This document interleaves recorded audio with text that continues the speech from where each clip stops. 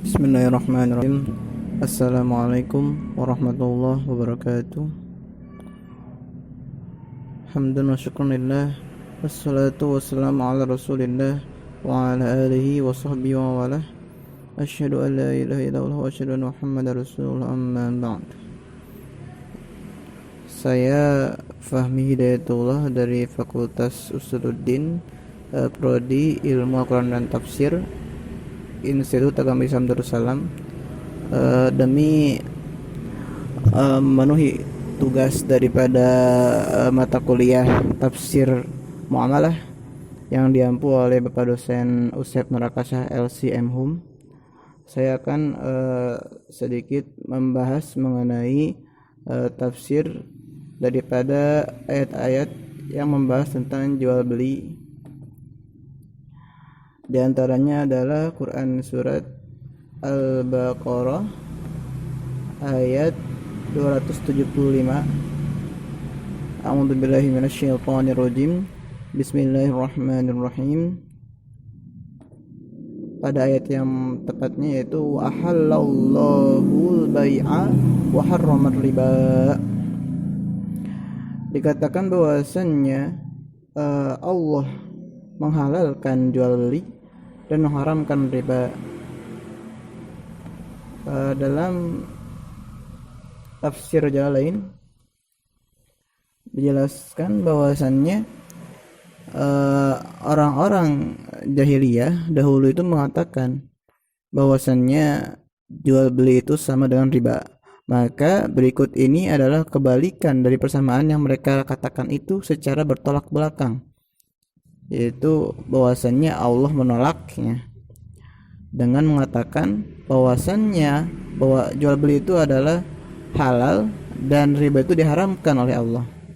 Maka barang siapa yang datang kepadanya, maksudnya sampai kepadanya pelajaran atau nasihat dari Tuhannya mengenai haramnya riba, maka ia menghentikan perbuatan itu, artinya tidak memakan riba lagi, maka baginya apa yang telah berlalu. Artinya sebelum datangnya larangan dan doa tidak diminta untuk mengembalikannya, dalam memaafkannya terserah kepada Allah.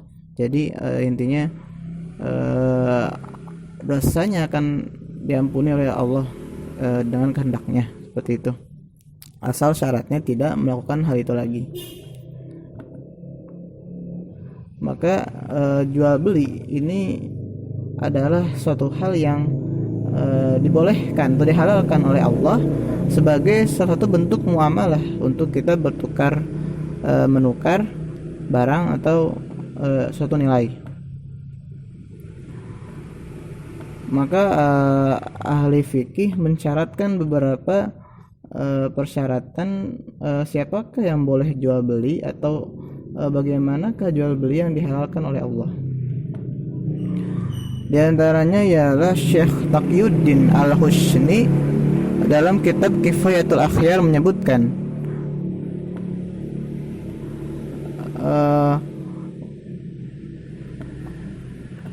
disyaratkan dalam jual beli sifat ahlinya penjual dan pembeli. Jadi ada sifat penjual dan pembeli itu disyaratkan. Jadi tidak sah jual belinya anak kecil, orang gila, dan orang bodoh.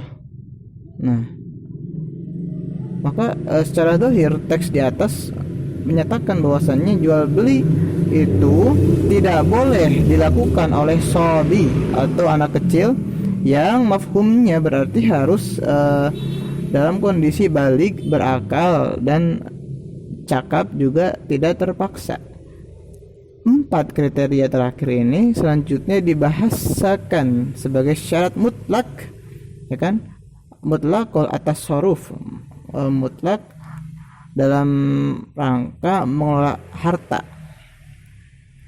Tapi ini terjadi fenomena umum di mana di Indonesia umum itu kita banyak melihat anak kecil yang belum mencapai usia dewasa sudah dilatih oleh orang tuanya untuk berbelanja, atau kadang-kadang kita lihat anak kecil itu minta tolong untuk membeli sesuatu di warung. Maka bagaimana hukumnya itu? Nah,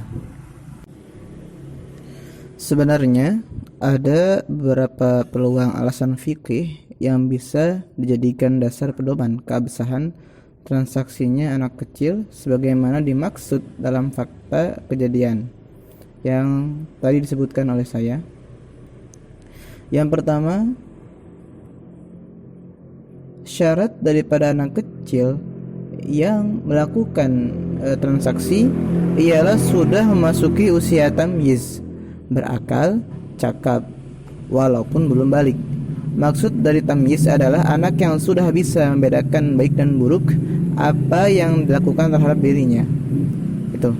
Yang kedua, barang yang dibeli oleh anak kecil adalah barang yang memiliki nilai rendah serta tidak mengandung mudarat.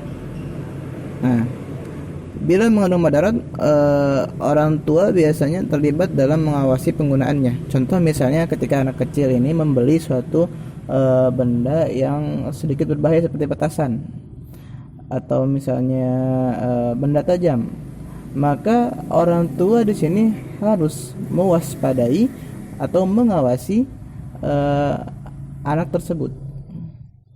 Yang ketiga, fakta belanjanya anak kecil sudah berlaku umum di masyarakat, jadi sudah merupakan suatu adat kebiasaan. Yang keempat, fakta belanjanya anak kecil kadang merupakan wujud orang tua dalam mendidik anaknya agar mengenal peruangan, agar anaknya nanti sudah terbiasa dalam mengelola keuangannya. Yang kelima, adanya anak disuruh melakukan profesi tertentu ada kalanya dengan tujuan membantu nafkah orang tua yang dalam kondisi pas-pasan. Misalnya seorang anak yang dimintai tolong untuk berjualan suatu makanan atau suatu produk dengan keadaan kondisi orang tua yang kekurangan. Oleh karena itu di sini dibolehkan anak kecil yang ikut membantu profesi orang tuanya. Yang keenam, orang tua tetap berada sebagai wali yang senantiasa mengawasi apa yang dibeli oleh anaknya. Nah, seperti itu. Maka keenam alasan ini selanjutnya dijadikan dasar landasan hukum akan bolehnya transaksi jual beli yang melibatkan anak kecil tersebut.